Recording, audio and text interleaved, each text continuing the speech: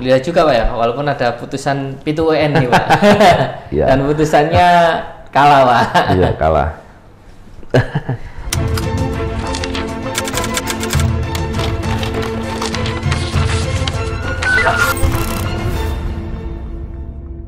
Bismillahirrahmanirrahim. Assalamualaikum warahmatullahi wabarakatuh. Assalamualaikum. Salam integritas anti korupsi. Selamat sore Pak. Selamat sore. Gimana kabar hari ini Pak? Alhamdulillah, baik. Alhamdulillah juga Pak ya, walaupun ada putusan Pitu UN nih Pak. Ya. Dan putusannya kalah Pak. Iya, kalah. Tapi memang kalau kita mau melihat dari putusannya aneh ya, menurut saya aneh. Saya tidak baca semuanya karena teman-teman yang baca. Tapi dari penjelasan yang saya terima, dinyatakan kalah itu pada dasarnya kan atas gugatan yang mengatakan bahwa KPK harusnya melaksanakan rekomendasi dari Ombudsman dan Komnas HAM. Iya. Apa itu rekomendasinya? Mengangkat pegawai KPK yang kemarin disingkirkan itu menjadi ASN di KPK. Kan poinnya itu ya. Betul. Dan kemudian dinyatakan kalah karena satu, dinyatakan bahwa seolah-olah pengangkatan menjadi ASN di Polri itu adalah bagian dari melaksanakan rekomendasi Komnas HAM dan Ombudsman. Betul. Orang-orang yang tidak diangkat menjadi ASN di Polri itu karena salahnya sendiri, ditawarin tapi tidak mau, kurang lebih begitulah. Nah, ini kan lucu ya. Pertanyaan sederhana sebenarnya. Hakim memutuskan itu harusnya mendasari bukti, gitu ya. Betul.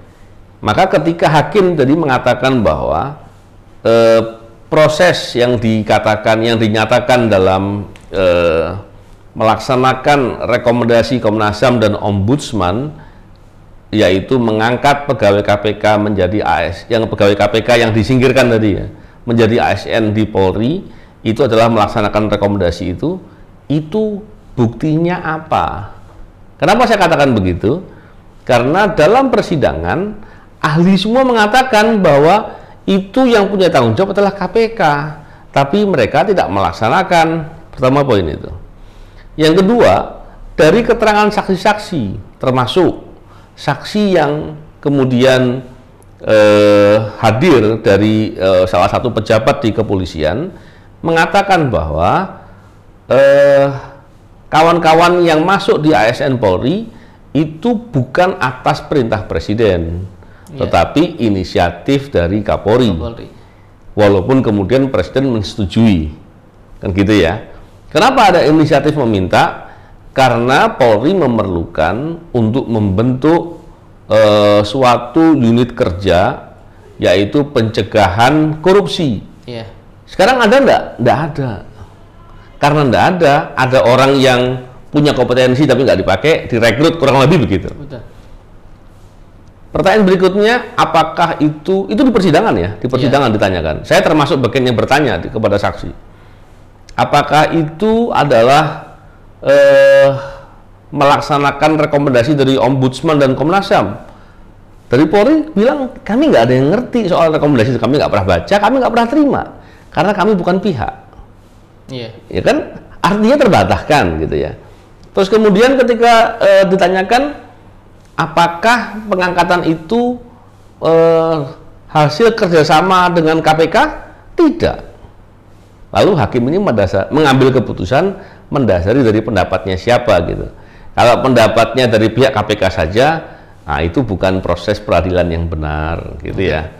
Oleh karena itu, saya dan kawan-kawan kemudian mengambil sikap untuk upaya hukum banding dan mempertimbangkan untuk mengajukan gugatan baru untuk terhadap suatu masalah ini dengan perspektif yang berbeda. Ini yang dilakukan.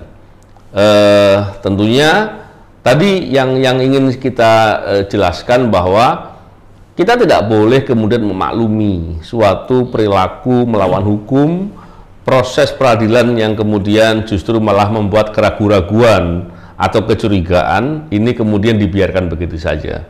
Oleh karena itu upaya hukum yang dilakukan ya kami dalam rangka untuk melakukan suatu perjuangan yang sungguh-sungguh dan konsisten lah, kurang lebih begitu. Siapa mengingatkan teman-teman kan disingkirkan dari KPK kan itu kan ada sebabnya kan gitu Pak. Iya, saya yakin begitu. Kasus-kasus besar kan Pak. Ya, Dan sekarang betul. sudah kasusnya hilang. Udah Berhasil dihilangkan. Berhasil dihilangkan gitu kan. Ya, dengan teman-teman jadi ASN ya sudah kan gitu pikirannya kan seperti itu kan. Secara legalitasnya ya seharusnya kan tetap teman-teman ini di KPK agar bisa melanjutkan apa Pak? Iya. Jadi begini, kalau bicara terkait dengan tadi logikanya, terus idealnya, cara berpikirnya itu dalam perspektif terminologi umum ya. Kalau terminologi persidangan semuanya harus berbasis bukti. Oh, iya. Nah, ketika pengadilan mengatakan tadi seperti tadi A gitu ya soal apa namanya ditolak karena dianggap sudah diakomodasi dengan proses ini. Buktinya apa? Karena dalam pembuktian tidak ada yang mengatakan itu. Ini yang menarik ya. Jadi saya pikir alasan kami mengambil itu seperti itu. Tapi tadi yang Mas Saiful sampaikan di awal bahwa saya dan kawan-kawan pada umumnya memandang apapun putusannya baik buat kami. Kenapa? Setidak-tidaknya dengan adanya kami dikalahkan walaupun dengan putusan yang akrobat ya. Saya katakan akrobat ya, karena memang menurut saya aneh memutuskan tidak berbasis bukti itu kan aneh. Maka itu justru membuat kami menjadi lebih semangat. Membuat kami lebih apa namanya paham bahwa memperjuangkan kebenaran dan kebaikan itu tidak instan, tidak untuk jangka pendek, tapi terus panjang. Nah, inilah yang kemudian mendidik, semoga ya, mendidik kami untuk mempunyai daya tahan lebih kuat, untuk terus bisa konsisten dalam memperjuangkan kebaikan dan bisa terus berpikir positif dan melakukan sesuatu yang produktif. Itu yang penting. Siap, terima kasih Pak. Dan semalam sih ada beberapa teman-teman IM7 juga kita wawancari atas putusan P2WN Pak. Iya, Jadi iya. ada beberapa teman yang memberikan Bang Hotman ya. Siap, Iya. ada banyak, saya lupa namanya. Iya, iya. Siap, terima kasih Pak. Semoga ke depan ada kabar baiknya Pak. Gitu. Insyaallah. Yang penting tugas kita kan berjuang Pak. Iya, ikhtiar ya, kita Ikhtiar. berbuat terus. Kalau menang nggak apa-apa Pak. Yang penting Iya, benar. tanggung jawaban kita udah selesai Pak nanti Betul, di akhirat. betul, insyaallah. Siap, terima kasih Pak. Salam integritas, anti korupsi.